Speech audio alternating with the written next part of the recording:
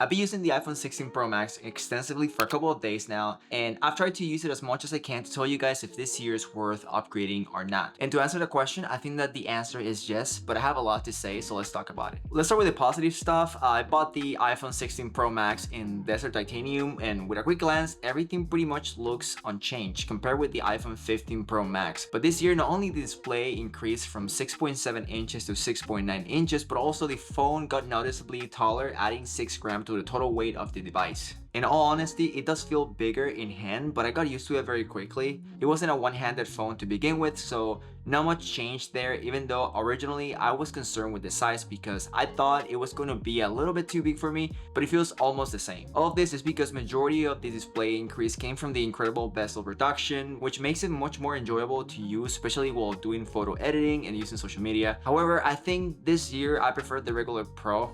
The screen is perfect at 6.6 inches and it feels perfect in hand. But again, the main reason why I went with the Pro Max, which is the same reason from last year, is due to the battery. Especially since I use my phone as one of my main devices responsible for creating content, but I think that this is definitely the year of the regular Pro. Now, the camera control was one of the features this year that I think it was one of the obviously most highlighted ones, and I've been using it quite a lot recently. It has a lot of functionalities, and to be honest, it's still a little weird to use in occasions. The camera control is in a much more convenient place than where the action button was last year. I think that if the camera control would have been released last year with the iPhone 15 series, I feel like the action button wouldn't have existed. And the reason why I say this is because I feel that the camera control is just an answer of the bad placement of the action button, maybe, or I don't know if I'm right or not, but you guys can let me know what you think. Besides that, I think now it's in a much more natural position and I don't have to put my hands in this very weird place to take photos with the action button. It's interesting to see camera control introduced now. It makes me think it's part of an experiment in order to introduce it to the iPhone 17 Pro, maybe,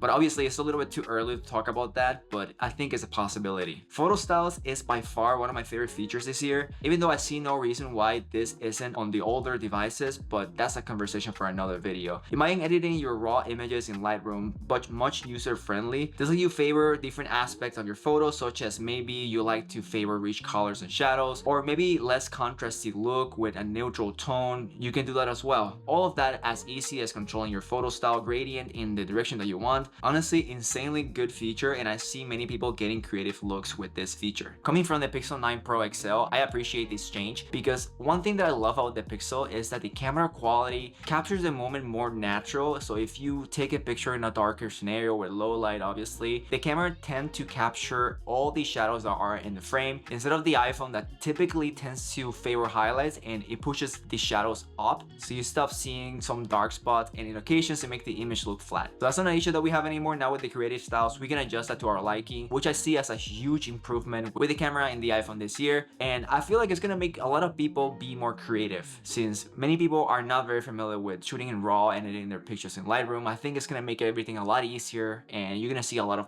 really nice photos in social media from now on from a lot of casual people, and it's really nice to see. Also saying this, I've been getting really active in Instagram again, or I'm trying to get active at it. So if you guys want to follow me on Instagram to keep in track with my uploads and some announcements, and also I'm gonna be uploading a lot of photos with the iPhone 16 Pro Max using the Ultrawide specifically, which I love that camera now, and I want to talk a little bit about it in this video. My Instagram should be down in the description, so if you guys are interested, I will appreciate that a lot. The Ultrawide camera is really good now. I personally always prefer to shoot with this lens, but the 12 megapixel didn't give me a lot of room to play with. Now I have way more flexibility and the overall look is a lot better in my opinion. And again, this phone just released a couple of days ago, so this is mostly a first look, but I'm sure that as I use it in different environments and lighting conditions, I'll get a better understanding of the limitations of this new sensor. Atomix is another feature that I think is going to change everything, especially for content creators that do record everything on their iPhones. I think that it's gonna be a game changer because now you can have professional sounding audio with less equipment than before thanks to the studio mics that Apple introduced this year. I can see myself definitely using this instead of my FX3 for some scenarios and be more of a supporting camera to my recording setup,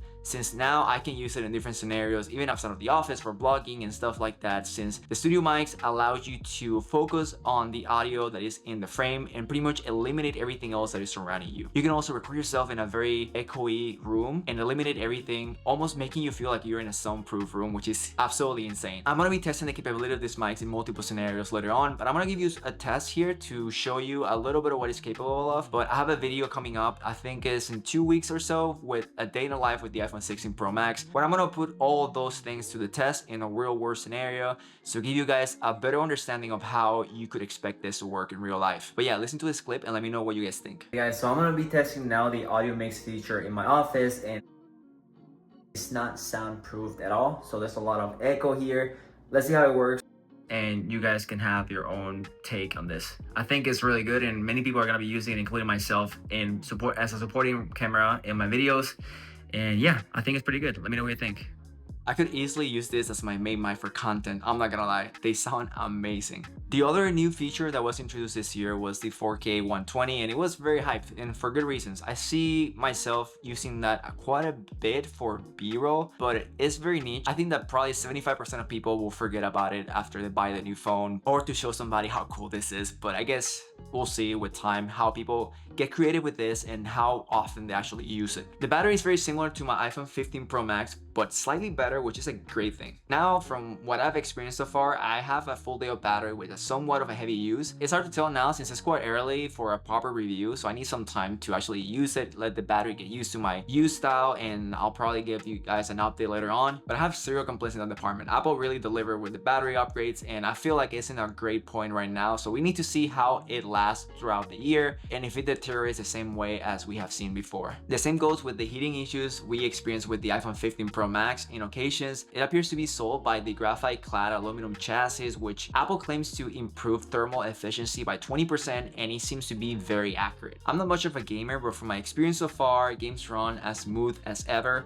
with max graphics and the newly added game mode. The new A18 Pro in paper shows a lot of potential, but I need more time with it to try to push it to its limit and bring you guys with better details of its performance. But right now, guys, I really don't have much to say about the A18 Pro. In general, it works as good as the A17 Pro from before, because I haven't really done much yet, because I mean the phone just released a couple of days ago, but I'm gonna make sure to give you an update later on my review when it comes out. But as of now, it's not too different from the A17 Pro from last year, mostly because I haven't used it enough to be able to tell how much faster it is and how much efficient it is. I can tell by the processing and the images, it seems to be better.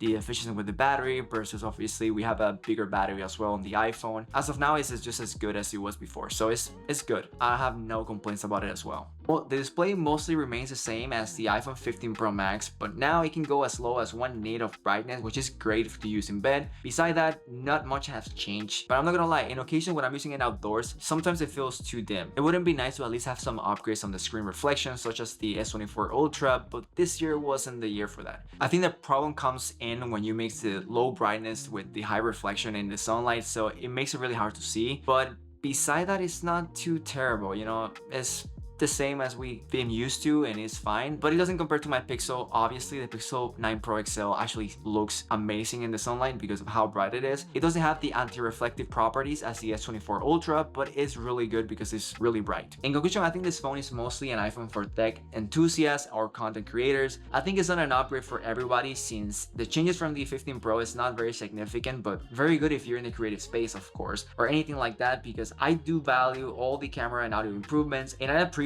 all these features, and those are obviously the reason why I upgraded. Adding to that, I make videos, so it makes sense that I have to bring you guys the latest news in tech. But I think if I wasn't making YouTube or doing so many video work, photo work, I probably would have not upgraded this year. Not because it's a bad phone necessarily, I think it's because it's mostly directed to a very small niche of people. And of course, one bad thing that I want to talk about is that all this hype about Apple Intelligence, and it was really unfortunate that the whole event was called Glow Time, but we didn't see Apple Intelligence released with the iPhone. Even though everything else that I just mentioned is really good, it wouldn't be nice to see a little bit of Apple Intelligence introduced with the phones. Apparently, I think it's going to be later on in October, so maybe it's not a long wait, at least for the US, but time will tell. Anyways, guys, thank you again for watching this video. You guys always support me so well, and I do appreciate every single one of you. Thank you so much for watching, and I'll see you guys on the next one. Take care.